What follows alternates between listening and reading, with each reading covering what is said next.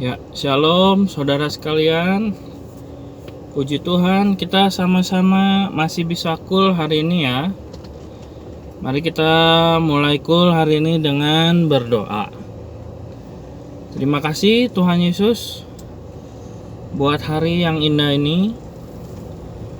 Dan kami merasakan kecukupan yang Kau beri.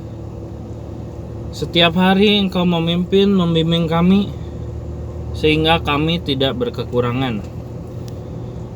Tuhan, pada hari ini kami mau merenungkan firman-Mu. Kiranya Engkau berikan hikmat kepada hamba-Mu dan juga kepada setiap kami. Dalam nama Tuhan Yesus kita sama-sama katakan amin. Ya, sekali lagi shalom semuanya. Dan kali ini dengan suasana yang berbeda. Dari komplek perumahan Sumarekon, kita akan jalan-jalan ya, sambil jalan-jalan supaya nggak bosan juga lihat muka saya. Kita sambil merenungkan firman Tuhan ya. Hari ini sharingnya mengenai menjadi lebih baik. Tentu kalau kita lihat yang terjadi di dunia ini hari-hari ini, hal-hal justru tidak semakin baik. Kita bisa lihat bagaimana katanya lingkungan semakin buruk untuk hidup. Oksigen katanya mulai terganggu. Ozon, lapisan ozon katanya bolong. Lalu orang-orang makin jahat ya. Kan ada yang tega sampai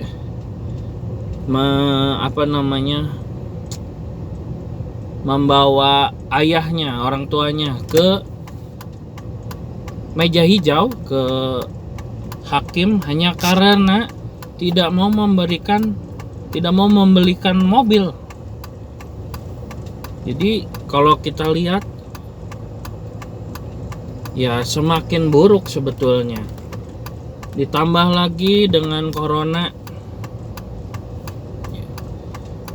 Ditambah lagi katanya sekarang virus corona ada yang baru lagi tipenya. Nah, jadi sebetulnya nggak semakin baik. Nah, meskipun dunia ini semakin tidak baik, tapi kita sebagai umat Tuhan, sebagai bait Allah, kita harus semakin baik justru. Kita karakternya harus semakin lebih baik. Roh kita harus semakin baik. Nah, bagaimana caranya supaya hidup kita dalam artian roh, dalam artian pemahaman kita terhadap Tuhan, perkembangan kerohanian kita semakin lebih baik, bagaimana caranya? Nah, ada 4 hal yang bisa kita lakukan di tahun ini, di tahun 2020 ini, supaya hidup kita jadi lebih baik. Yang pertama, dari Ratapan 3 ayat 22 sampai 23 dikatakan, kasih Tuhan tak berkesudahan, tak habis-habisnya rahmatnya, selalu baru tiap pagi, besar kesetiaanmu. Nah, kita bisa lihat dari ayat ini bahwa salah satu karakter Tuhan yaitu kasih dan rahmatnya itu tak berkesudahan, tak habis-habisnya. Jadi yang pertama, kita sebagai anak-anak Tuhan, kita mesti lebih lagi belajar untuk mengasihi, untuk merahmati orang-orang yang mungkin belum kenal Tuhan, atau mungkin kenal Tuhan tapi nggak terlalu cinta Tuhan, ya. Tidak terlalu aktif dengan Tuhan, tidak punya keintiman, tidak ada hidup yang mesra bersama Tuhan. Nah, kita mesti mempraktekkan untuk lebih lagi mengasihi dan merahmati. Bagaimana caranya? Ya tentu dengan tindakan, ya, bukan dengan omongan doang. Karena Kristen itu bukan tentang omongan, bukan teori. Kekristenan itu tentang kegiatan, tentang action. Bagaimana Tuhan mengasihi kita bukan dengan omongan doang. Dia turun ke dunia ini, Dia naik ke atas kayu salib, Dia menyerahkan hidupnya untuk kita. Dia tidak menyayang-nyayangkan bahkan nyawanya, bahkan darahnya, bahkan anaknya. Dia berikan semua untuk orang-orang seperti kita yang berdosa ini. Nah, jadi kita mesti belajar untuk lebih lagi mengasihi orang-orang. Pasti setiap orang ada kelemahan, pasti. Nah, oleh sebab itu kita bagaimana caranya supaya bisa mengasihi mereka, merahmati mereka lebih lagi? Cara satu-satunya adalah melihat diri kita sendiri. Diri kita juga tidak sempurna.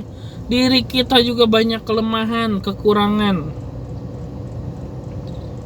Kalau kita merasa diri sangat spesial, merasa diri sangat sempurna, maka kasih kita terhadap sesama, rahmat kita terhadap sesama akan berkurang.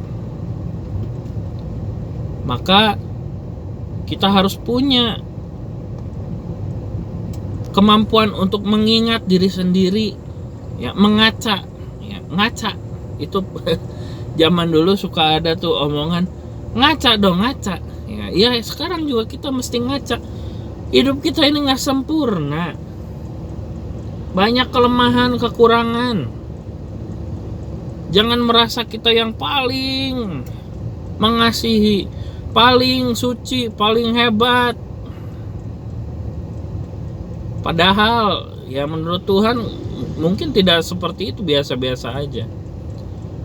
Jadi mari kita juga mesti mengasihi dan merahmati orang-orang yang ada di sekeliling kita. Mau dia jahat, mau dia baik, kita harus tetap merahmati. Sama seperti Tuhan menurunkan hujan buat orang jahat maupun orang baik. Tuhan tidak pernah pilih-pilih. Ya, jadi itu yang pertama. Supaya tahun ini hidup kita lebih baik, maka kita harus lebih lagi merahmati dan mengasihi orang-orang yang ada di sekitar kita. Lalu yang kedua yang kita mesti pelajari adalah kita harus menaruh harap kepada Tuhan.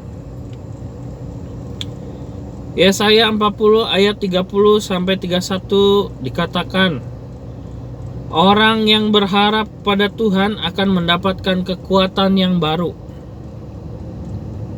yang melebihi orang-orang muda. Mereka seumpama raja wali yang naik terbang dengan kekuatan sayapnya. Mereka berlari dan tidak menjadi lesu. Mereka berjalan dan tidak menjadi lelah. Ya, jadi kita tahun ini belajar untuk berharap sama Tuhan. Jangan berharap sama manusia. Jangan berharap sama pendeta. Jangan berharap sama gereja. Jangan berharap sama saudara, keluarga, berharap hanya sama Tuhan. Sebab kalau kita berharap sama manusia, firman Tuhan bilang, terkutuklah orang yang mengandalkan manusia. Terkutuk di sini adalah kita akan mengalami kesedihan. Nah, jadi supaya kita tidak sedih, supaya kita tidak kecewa, supaya kita tidak terkutuk, maka satu-satunya cara adalah kita tidak mengandalkan manusia. Kita mengandalkan Tuhan saja. Ya.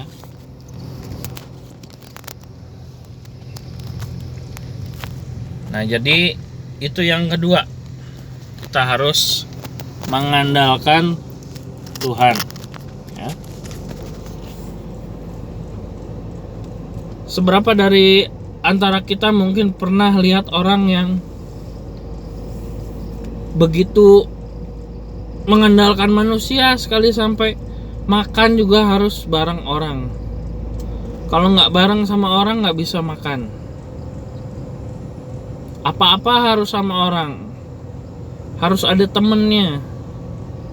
Ya memang sih bagus kita berteman, itu bagus, tapi jangan terlalu mengikat hati kita kepada kebendaan, kepada manusia, ya, karena semua akan mengecewakan. Yang tidak mengecewakan hanya Tuhan. Nah, jadi yang kedua, kita menaruh harapan kepada Tuhan. Yang ketiga,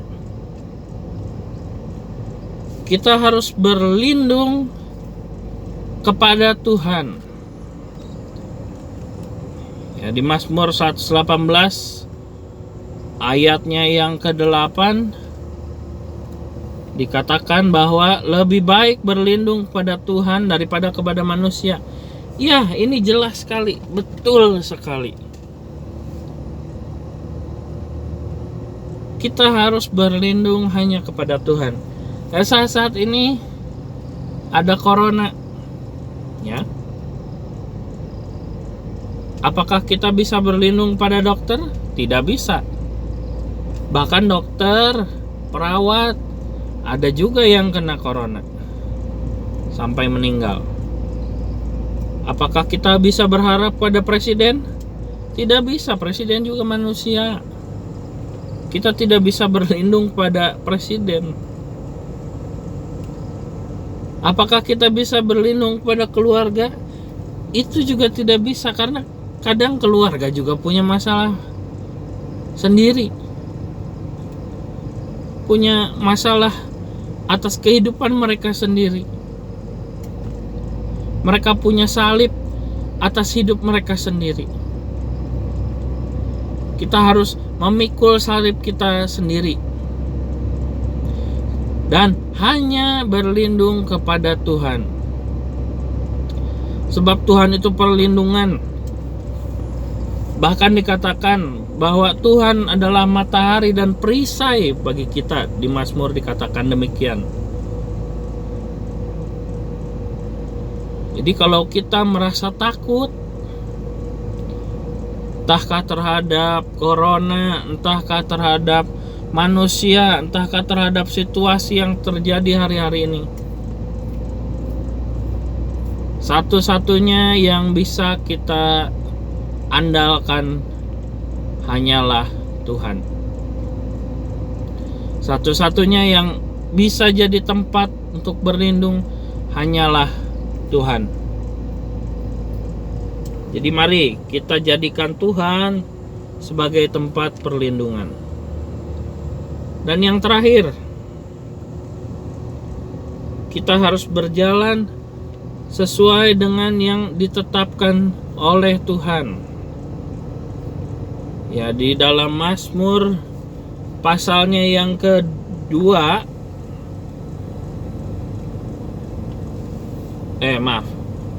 di dalam Mazmur dikatakan bahwa Tuhan menetapkan langkah-langkah orang yang hidupnya berkenan kepadanya. Apabila ia jatuh, tidak sampai tergeletak sebab Tuhan menopang tangannya. Nah, kita bisa lihat dari ayat ini bahwa Tuhan menetapkan langkah-langkah orang. Menetapkan langkah-langkah orang itu seperti apa sih? Seperti misalnya kalau kita berjalan di hutan, ya mungkin nggak ada jalan kan. Di hutan itu nggak ada jalan karena mungkin kebanyakan rumput, ya, semak-semak, pohon. Nah, Tuhan itu membuat jalan untuk kita, ya, membabati dan lain sebagainya.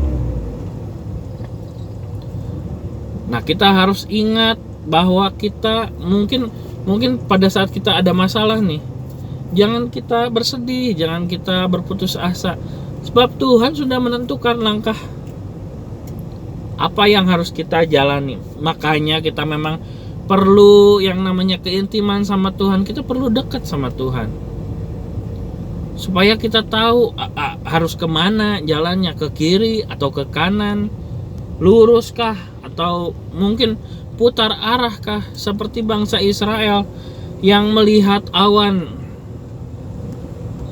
dan api, ya, tiang awan dan tiang api yang senantiasa mengarahkan jalan. Dan dikatakan di firman Tuhan itu, apabila ia jatuh. Nah, saudara-saudara, ibu-ibu sekalian, kita mesti belajar bahwa dalam Tuhan pun ada saat-saat dimana kita mungkin jatuh. Ada saat-saat kita mungkin lemah. Ikut Tuhan tuh nggak kayak jalan lurus, nggak. Mungkin berkelok-kelok seperti yang kita sedang alami ini sekarang, ya. Belok kiri, belok kanan. Ada juga waktunya mungkin lurus. Tapi dari jalan yang berkelok-kelok ini menuju ke satu arah. Ya, untuk saat ini kebetulan saat saya merekam ini, saya mau ke tempat kerja, ya, ke rumah murid. Nah, dikatakan di firman Tuhan, meskipun apabila ia jatuh, tidak sampai tergeletak. Tergeletak tuh artinya nyungsep, ya. Jadi jatuh sempat, tapi nggak sampai nyungsep. Nah, anak-anak Tuhan tidak pernah dijanjikan bahwa selalu indah, selalu diberkati, selalu duit ada, selalu beras ada, selalu makanan ada, selalu ada tertawa terus sepanjang hari, dari Senin sampai Senin lagi, dari pagi sampai malam lagi ketawa terus. Tidak seperti itu. Ada waktunya Tuhan mengizinkan kita masuk mungkin ke masa-masa yang beras nggak ada. Detik-detik mungkin beras nggak ada. Detik-detik mungkin tidak ada uang sepeser pun. Tapi percayalah bahwa Tuhan akan menetapkan jalan kita. Mungkin beras itu nggak akan jatuh dari langit, atau uang itu jatuh dari langit, enggak. Tapi Tuhan akan memberikanlah jalan, entah bagaimana caranya. Ya, ini sedikit kesaksian, ya. Jadi hari Minggu itu anjing saya, Cibi, itu lagi sakit. Dan memang posisinya juga kita akhir bulan lagi sakit dan memang harus vaksin. Ya, ini hanya cerita ringan, ya. Bukan berarti hidupnya nanti seperti ini. Ini hanya contoh saja. Dan dikala saya sedih, ya, tentu Tasya, istri saya, juga sampai nangis-nangis karena anjingnya sakit ya. Saat-saat kita lagi ibaratnya lagi down, lagi di bawah, dapat telepon. Jadi Tasya dapat telepon bahwa ada yang ingin di make up sama dia ya, karena dia kan make up artis, jadi ada yang mau di make upin. Puji Tuhan. Lalu ada juga di jam yang sama, di menit yang sama, datang juga ada murid yang sudah lama tidak les, tiba-tiba ingin les lagi. Nah, jadi seperti itulah hidup sama Tuhan. Kita mungkin pada saat-saat sedih itu kita boro-boro mungkin berpikiran Tuhan buka jalan buat kita, Tuhan membuat jalan bagi kita, mungkin seperti itu. Tapi ingat-ingat bahwa suatu hari, di suatu waktu, Tuhan pasti berikan jalan, tidak sampai tergeletak. Mungkin kita diberi kesempatan untuk jatuh, tapi tidak sampai kita nyungsep. Karena kadang kita perlu juga ada jatuhnya ya. Kalau dalam hidup itu nggak pernah jatuh, nggak mungkin juga. Nggak pernah sakit misalnya, nggak pernah berkekurangan, kayaknya nggak mungkin. Pasti aja ada saat-saat seperti itu. Tapi Tuhan pasti memberikan kecukupan. Ya, sekian sharing dari saya. Ya, ini karena saya juga sudah mulai keluar dari komplek rumah, sudah mulai harus rada lumayan ngebut jalannya. Mari kita sama-sama tutup dalam doa. Terima kasih Tuhan untuk tahun ini. Kami percaya seperti tahun kemarin Tuhan menyertai kami, tahun ini pun Tuhan menyertai kami. Jangan biarkan kami tergeletak Tuhan, tapi Tuhan sertai kami. Kami hendak mempercayakan kehidupan kami hanya kepada Engkau. Dan biarlah terus kami dibimbing, dipimpin oleh kekuatan Roh Kudus, oleh hikmat Roh Kudus. Kami percaya bahwa tiang awan, tiang api akan menyertai kami, dan kehidupan kerohanian kami akan semakin baik, terutama kasih dan rahmat kami terhadap sesama biarlah semakin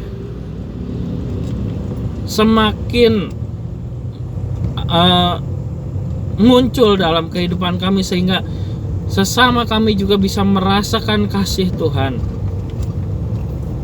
Tuhan, Engkau berkati setiap umat-Mu yang mendengarkan sharing hari ini, terutama untuk Jemaat Kul Ariel Yehuda dan juga pengurus-pengurus ya, baik Bu Melani, Bu Acu, Bu Lis, Cimari di Surabaya. Kiranya Engkau memberkati setiap mereka dengan berkat-berkat yang terbaik dari Allah Abraham, Allah Ishak, dan Allah Yakub. Immanuel, Allah sekiranya menyertai setiap kami sampai Maranatha. Juga kami mendoakan terus kota Bandung, berkat Tuhan kiranya tercurah juga atas Indonesia. Mendoakan juga untuk presiden dan seluruh pemimpin negara, juga aparatur negara. Kiranya Engkau melindungi, Engkau menjagai, Engkau beri hikmat, sehingga mereka bisa menjalankan negara ini dengan baik. Tuhan, terima kasih senantiasa untuk hamba-hamba Tuhan para gembala, pendeta yang senantiasa membimbing kami. Biarlah juga mereka diberikan kesehatan. Biarlah mereka senantiasa diberikan kecukupan. Biarlah setiap mereka juga dilindungi oleh Tuhan dan dipakai sebagai alat-Mu untuk terus menjangkau jiwa-jiwa, memancarkan kasih-Mu kepada sesama. Terima kasih Tuhan. Dan untuk semua yang mendengarkan sharing hari ini, mungkin yang dalam keadaan sakit atau dalam keadaan berduka, Tuhan kiranya terus menyertai setiap mereka. Immanuel, Allah menyertai. Juga Kau sembuhkan yang sakit Tuhan, Kau hiburkan yang berduka, Engkau kuatkan yang lemah, yang letih, yang lesu hari-hari ini. Kami percaya senantiasa berkat-Mu juga berlimpah atas setiap mereka. Terima kasih Tuhan.